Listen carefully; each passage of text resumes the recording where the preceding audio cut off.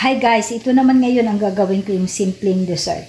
Kasi mahirap kapag maraming ingredients. Kasi ngayon naman kasi ang mamahal ng lahat.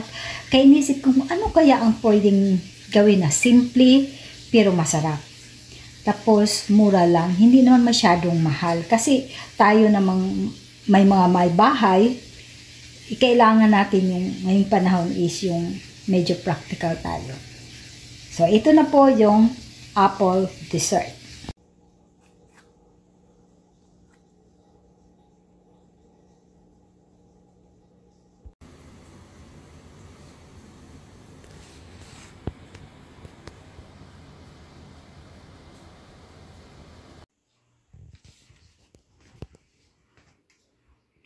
Ito na po yung apple, nilagay ko na sa tray na may water, butter at saka sugar. I-bake ko lang siya for 35 minutes.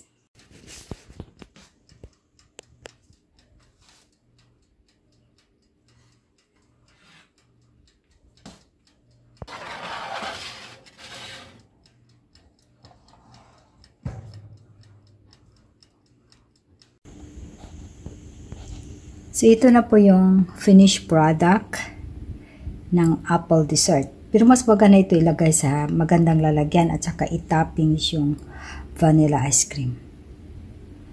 Sa ngayon kasi, actually, I don't have vanilla ice cream. Kaya, so, thank you for watching, guys. Hope to see you in my next video. Please don't forget to like, subscribe, and share. Thank you.